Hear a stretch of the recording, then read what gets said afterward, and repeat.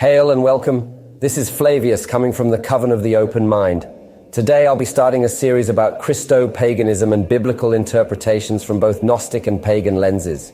For a first, we'll be covering the Song of Songs. The Song of Solomon is a very interesting little book in Old Testament. It's one of a series of books that are usually classified with the wisdom literature. The Old Testament is composed of three different parts. There is the Torah, which is the foundation, the law, the first 5 books of Moses, the foundation which sets the stage for everything that follows in the Old Testament. Then there is the historical books, Joshua, Judges, Kings, Chronicles, those books that deal with the civic and political life of the nation. The prophets fit into that category as well, and they build on the Torah. The nation is the expansion, the unfolding of the effects of the law and the Torah as God gave it to the people. Then there is the wisdom literature, that's the rest of the books. Books like Psalms, Proverbs, the Song of Solomon, Ecclesiastes, and these books are also based on the Torah. But these are the practical books. They don't deal so much with the big issues of God dealing with the law and setting up the structure of the government. These don't deal with God's activity in the life of the nation, the political or the military structure. These are concerned with the people, and they deal with the very ordinary day-by-day activities of the Israelite community. The wisdom literature is probably the closest the Hebrews ever came to what we would call, in the Western world, philosophy. And it deals with the big questions. Why are we here? What's life all about? Where are we going? How do we relate to one another? How do we relate to God? What's the good life? What's the bad life? How can we avoid the bad, keep the good? These are all the issues that philosophers in Greece dealt with. These are the issues that wisdom writings in ancient Israel dealt with. And these are the issues that we need to face today in our own ongoing society and our own culture. It's to those issues that the wisdom literature speaks specifically. The focus in the Songs of Songs, Song of Solomon, is one part of that big issue. Now, first off, the book itself, I'm using here the Revised Standard Version, and the title of the book in this version is The Song of Songs, which is Solomon's. Now that's just a good fancy way of saying that this is the greatest song that was ever written. The Hebrew idiom Song of Songs is the superlative, it's the best there is. It's like the Holy of Holies, the most holy place. This, according to the title on this book, is the greatest song which is ever written, and it is ascribed to Solomon. Now we'll come back to Solomon in a minute, but we'll need to look at that in context of the book itself. It's also known by a number of other titles. It could be just the song, and it's often identified as that. The Latin version of it is the Canticles, which of course is the Latin word for songs. So it's the Canticle of Canticles, and sometimes in the literature you'll see it identified simply as Canticles.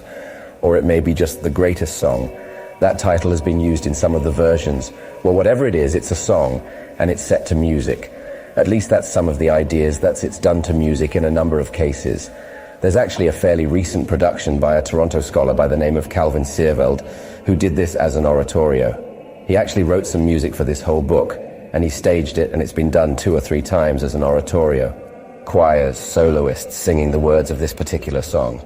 Now, Song of Songs, which is Solomon's, that immediately raises a question for us. 1, is Solomon the author of this book, which is one of the good possibilities? Or if he's not, do we have any idea who is the author? Or related to that, do we have any idea precisely when this book was written? Now, if it is actually Solomon, it nails it down pretty tight for us. Solomon was king in Israel after his father David died, and he came to the throne in the 981 BC, reigned till the 930s. And if this is his book, actually written by him, then it comes somewhere in that period, in the mid-900s BC period.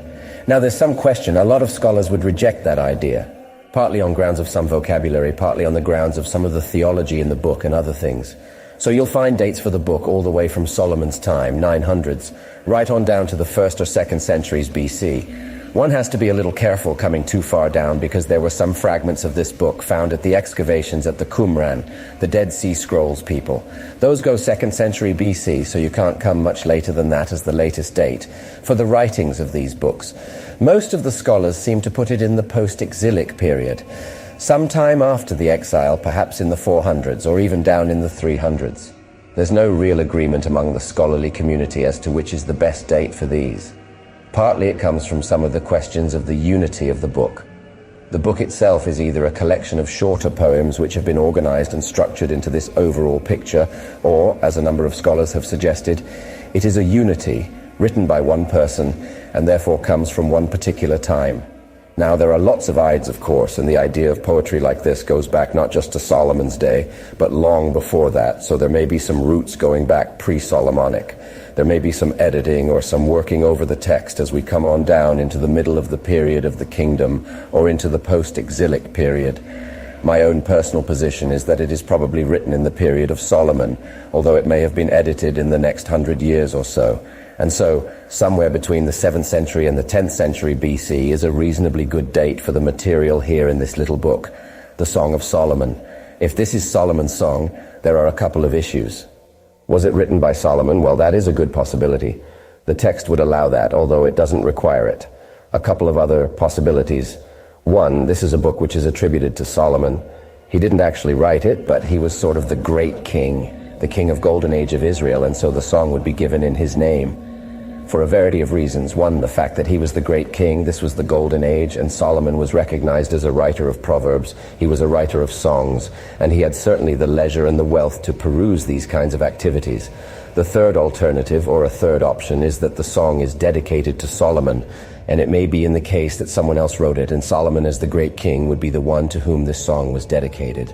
A couple reasons for that. Solomon was a great king, but he is also the great lover of ancient Israel.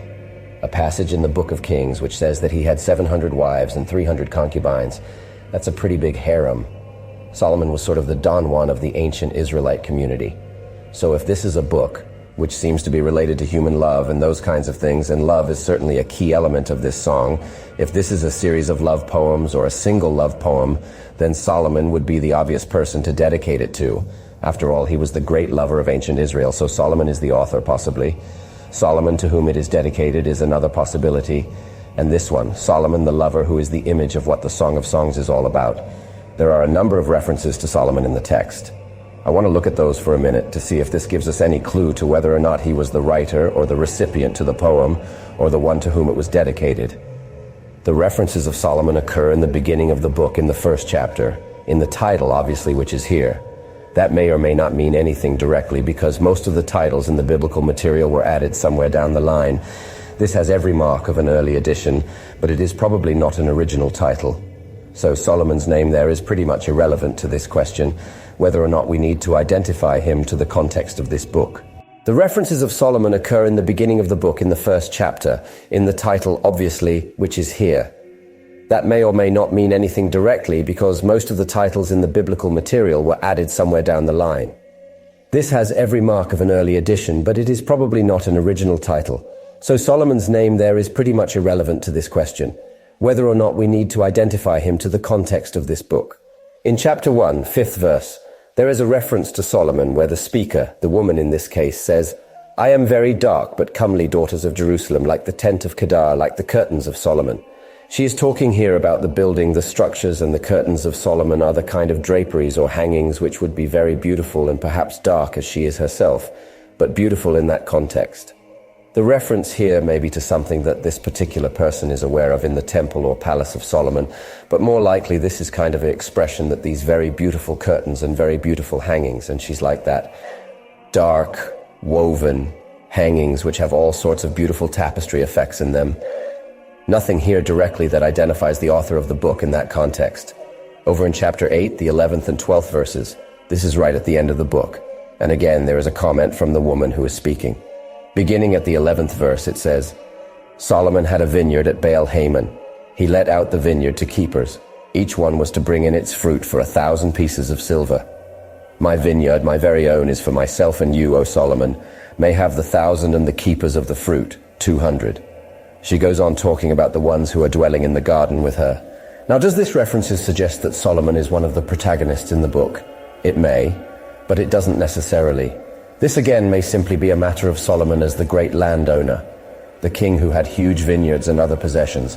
The woman here is setting up the contrast, her own personal vineyard, which in the context is probably her own body, her own physical being. This is her own, she is going to do with it as she pleases. Solomon may have his 1,700 wives, 300 concubines, but she has her own. The reference here is not so much a specific comment to Solomon, but just the general idea. Okay, the king has it all, but he's not going to get this. Solomon there is the great landowner. Now, the other passage where Solomon is mentioned here is in chapter 3. His name appears a number of times, starting at verse 6. This is a little account, 6 through 11 in the passage, which is describing a parade, a procession coming up out of the desert. Let me read it for you. What is that coming up from the wilderness like a column of smoke, perfumed with myrrh and frankincense with all the fragment powders of the merchant? Behold, it is the carriage of Solomon. About it are 60 mighty men of the mighty men of Israel, all girded with swords and expert in war, each with a sword at his thigh against alarms by night.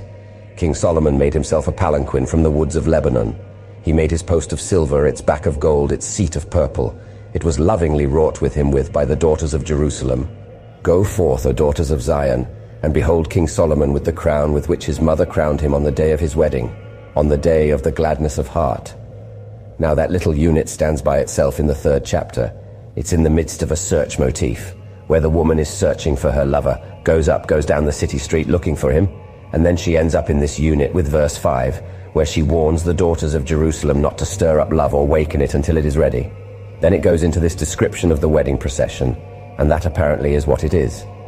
The great palanquin cart that was carried on the shoulders of slaves, beautifully designed silver posts, golden back purple seat, all designed, decorated inside. This is the palanquin that he is coming up. Solomon the king is coming up with the crown on the day of his wedding. Some of the commentators suggest that this passage is related to the marriage we know from the Book of Kings that Solomon made with one of the Egyptian princesses. It is an interesting little passage that the king of Israel, a relatively small nation, would get an Egyptian princess as a wife. Well, according to Kings, that happened. It was very unusual for that to happen. There is one of the articles in the Egyptian literature which says, no princesses of Egypt was ever given to a foreign king. But we do have a record here and there are instances apart from that where that actually did happen. So maybe this is the wedding of the Egyptian princes and Solomon the king. That's all there was for today. Let me know in the comments if this series interests you. There'll be more videos on this topic, but let me know if there are any other subjects that you'd like to see a video about. I hope you enjoyed this video. Blessed be.